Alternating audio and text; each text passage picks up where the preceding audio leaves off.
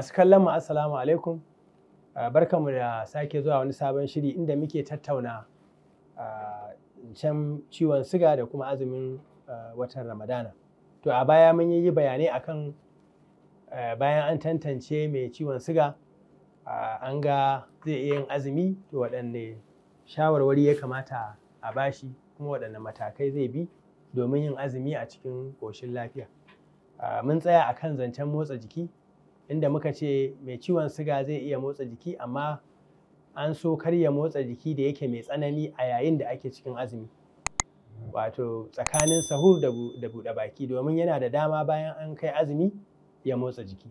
Kuma muka ce ya sani cewa ko sallah ta tarawih ma da ake yi tana daga cikin rukuni da masana suke ganin shi ma na wani motsa jiki da mutum zai iya yake yi a yayin azumi din. To banda wannan akwai kuma zancen yaushe ne mutum zai iya ajiye azuminsa in ya samu waɗanne irin matsaloli. A baya wannan shiri da muke yi mun yi bayanin irin matsalolin da ake iya samu a yayin da mutum yake azumi. Daga ciki akwai zancen siga ya sauka ƙasa da abin da jiki yake bukata, kuma mun yi bayani akan alamomin da kuma matakin da ya kamata mutum ya ɗauka. To ko da baka yi gwajin ka ga cewa sigan ya yi ƙasa ba, in dai har ka samu alamomin na cewa sigan ka ya yi ƙasa, to lalle ka ɗauki mataki, domin kamar yadda muka yi bayani a baya, shi siga idan ya yi ƙasa da yawa illarsa ma ta fi fiye da idan ya sama da yawa. Saboda haka da zarar ka ji wannan alamomin, to lalle sai ka ajiye azumi. Haka kuma idan alamomi ne na hauhawa wanda su ma mun yi bayanin su, yawan ƙishirwa, bushewar maƙogwaro, gani dishi-dishi, kasala, yawan fitsari da dai sauransu, su ma idan ka ji wannan to lalle siganka ya hau ne sosai, to shi ma yana buƙatar ka ajiye wannan azumi, sai kuma ka nemi taimako ta hanyar zuwa asibiti domin a baka kulawar da ta kamata.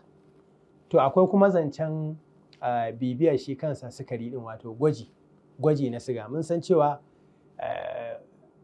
a yayin da mutum yake da ciwon siga ana buƙatar lokaci-lokaci ya dinga yawan gwajin siga domin ya san matsayinsa, ya san kuma a wane mataki sigan nasa yake, an samu daidaito ko ba a samu ba.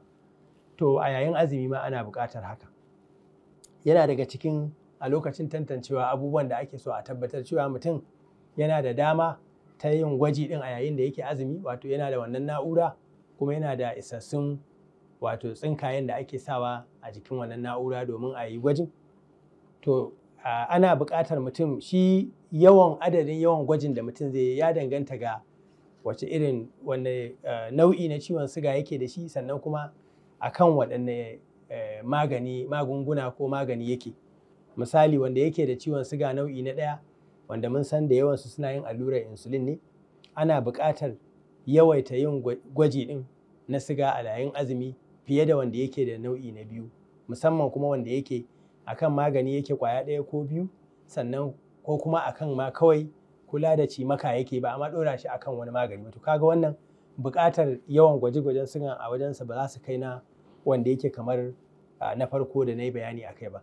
So a taƙaice dai akwai buƙatar idan mutum bayan ka yi sahur, ka yi sallah, ka zo ka ɗan kwanta da safe kana farkawa, akwai buƙatar ka yi gwajin siga a wannan lokaci, domin wannan zai baka dama ka san daga ina ma za ka fara wannan ran azumin naka.